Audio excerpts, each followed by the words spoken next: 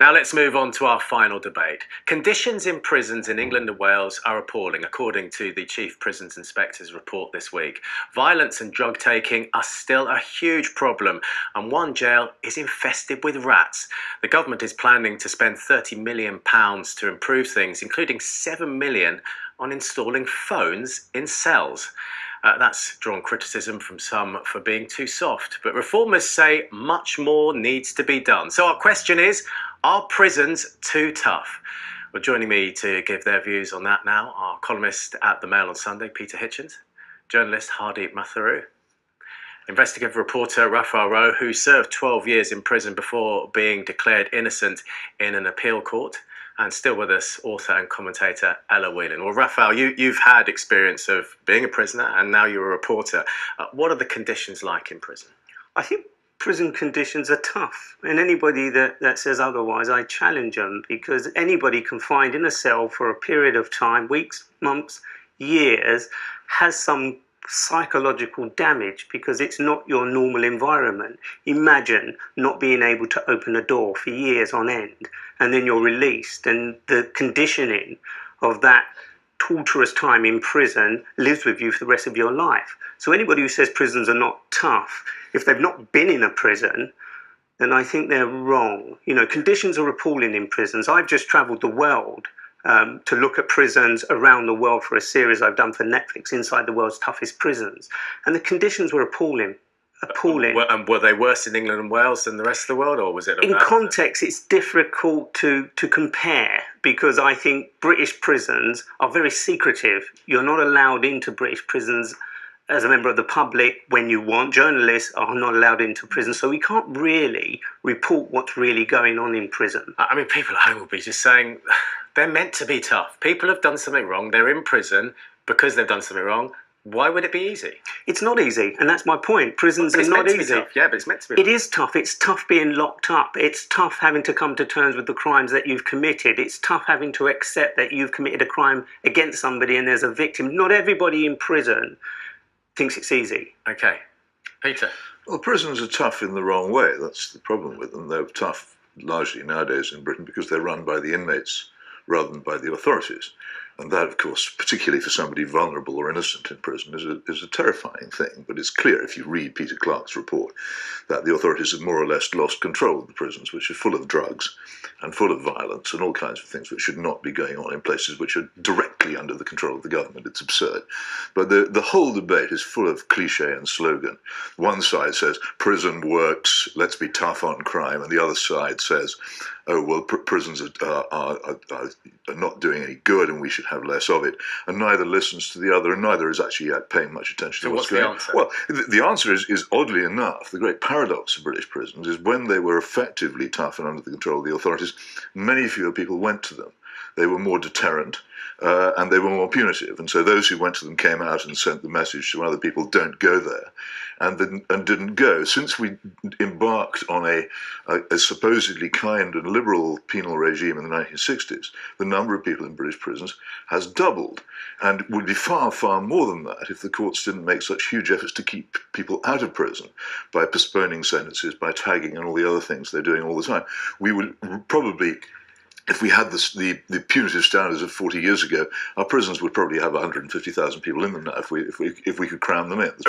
Raphael, you're shaking your head. I mean, it's about sending a message, isn't it? So the message gets out, oh, I don't want to commit that crime because I don't want to go in that place. Well, I think Peter's wrong. You know, prisons are not run by prisoners. I mean, it's a myth to think that they are. Yes, there are prisoners in prison who are in cliques, they're in gangs, and there are things. But prison officers run prisons. I spent 12 years in prison, and I never saw any prisoners running prisons. There are different categories of prisons, admittedly, and in some of the less higher security prisons, it's more difficult for officers to keep control.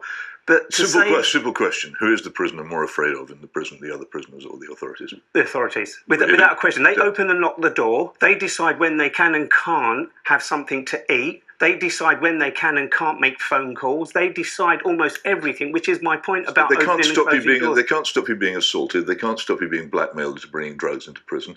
They can't stop all the things which happen to vulnerable prisoners because they simply don't have enough. I think they do a with very all due good respect, Read Peter Clark's Raphael's report. been in prison for 12 years. It's all in there. Yeah, I know. I'm just baffled that he should say that. Okay, Peter, let's move this on to cell phones or mobile phones in cells. Ella, I mean, some people say that's just soft. I mean, why would they have mobile phones? Well, I mean, first of all, it's important to note that it's not like you've got a mobile under your bed that you can use all the time. They are going to be like the same as as I understand it, same as the phones outside. They'll be heavily regulated. You'll only have a certain amount of numbers you can use. I think this is a good example of where we're going wrong in relation to prison reform, because the argument for the cell phone says that, sort of what Raphael's talking about, says we need to be kinder to prisoners, we need to look after their mental health more. There's studies that say that prisoners benefit from talking to their families, as you would imagine, of course you would. The problem is that prison you go to prison because you've wronged against society, you've done something wrong, with the exception of yourself, obviously. But if you have proven to have done something wrong, you go there, and it is about feeling that punishment. It's about feeling isolated from society, because the point is having your freedom removed and being barred from society should be the worst punishment. That doesn't mean that you don't have good conditions. It doesn't mean that you have to live in rat-infested cells. That doesn't mean also that you sit looking at the wall for 12 hours a day. I think prison reform needs to be so much bigger than just sort of what I think is sort of low-level sort of attempts to improve conditions like cells, and look at what do we want to be doing with prisoners. I mean, an organisation I work with, the Academy of Ideas, does Debating Matters, goes in and gets prisoners to have debates about politics, and it's like sending that message. Why would you want to be in this place away from society? You want to be out there, you don't want to re-offend.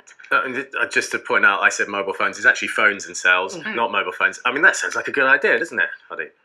I mean, I think rehabilitation in prison needs to go much further than having in-cell phones. I think the in-cell phones are a really good idea when you've got vastly stretched prisons who don't have that many staff, and where prisoners can't even be unlocked to be taken to a phone.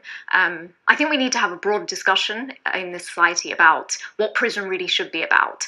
And I don't think prisons need to be providing punitive, harsh environments that seem to be making people a lot worse in terms of their mental health, in terms of them being violent, in terms of drugs. I think prisons do need to be more challenging, but in the sense that they need to be places where we enable offenders to really confront the issues that have led them to prison, because the current system isn't working. And it's about effectiveness. It's not working in terms of rehabilitating prisoners, the majority of whom will be released. It's not working in terms of creating more victims in society, and it's not working in terms of how much money we're putting into this. Well, we'll explore that balance between rehabilitation and punishment in just a moment. But Cherry, you've got someone who has got experience of prison. I do indeed, Sean. Joining us now is the youth worker and former gang leader, Nikhila Whitaker. Nikhila, thank you so much for joining us. So you spent a year in a Scottish prison, and you've described it as the best year of your life. Yeah. Can you tell us what you meant by that? What I meant by that is I went to prison, I was able to take away the message, the lesson that was meant to be learned, and that was not to go back there. So on my journey, I was able to make a good thing out of a bad situation and understand that I'm here for punishment. And during this punishment, I should take away all the lessons that I need to take away for me to enable myself back into society as a model citizen. So for me, I learned about myself. I learned about more self-pride. I gave myself a lot more help within my mental Did you get help mind. with that? Did you get help with rehabilitation within the time that you were in prison, and also when you came out? No, so whilst I was in prison, I never got rehabilitated with any supported services. I never had a parole officer. I never had nothing like that. So I literally went through the service with my own mental mind and supporting myself.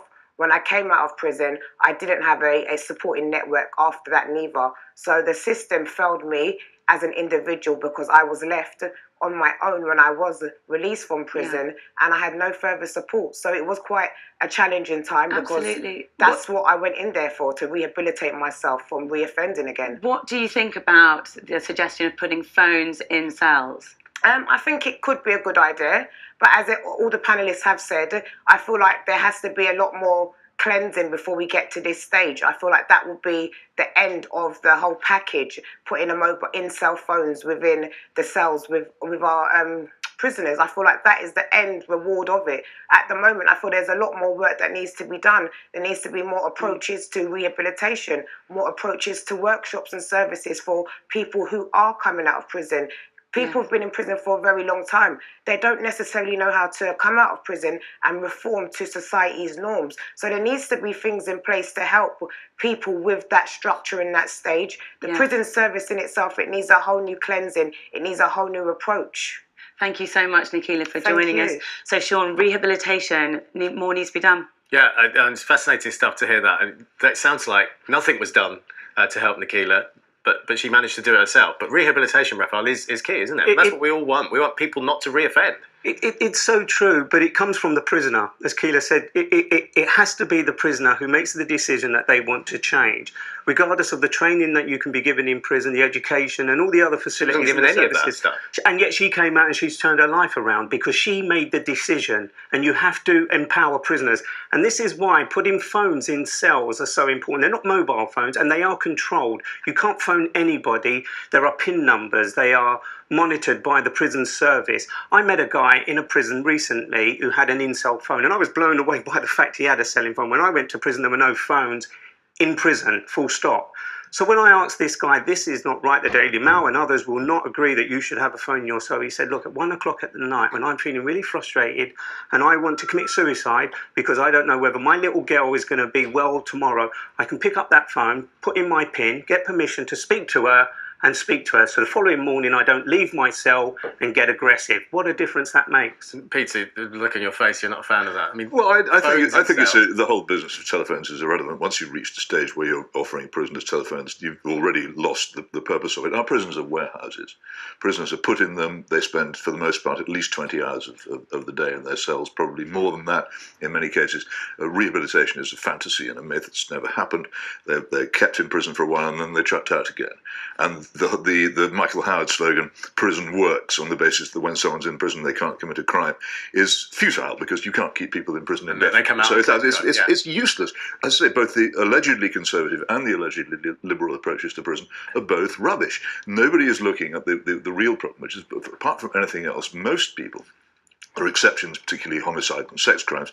Most people who arrive in prison are already habitual criminals by the time they get there. They've probably committed about 30 crimes before they get there, at least 10 of which are almost certainly on record, but the first 20 which weren't even noticed by an absent police force. In a country with an absent police force and feeble prisons, you will just get, in the end, more and more squalid, more and more overcrowded prisons full of habitual criminals about whom you can do nothing. Hardy, what do you make of that? Get them into jail earlier, and second offence. And for a second offence, rather second than offence whatever should be the time to go, not the 30th.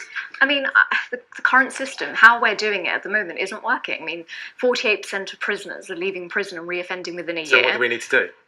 I do think that if we're going to send these people to prison, prisons need to be challenging, rigorous places that make people confront why they've ended up in prison, and that consists of looking at the whole ethos of the prison. You know, it's not just about tokenistic measures. And I think the government's announcement this week that they want to kind of incentivize people to engage with their rehabilitation is a step forward in that. And that's all we've got time for on this. Thank you all very much indeed.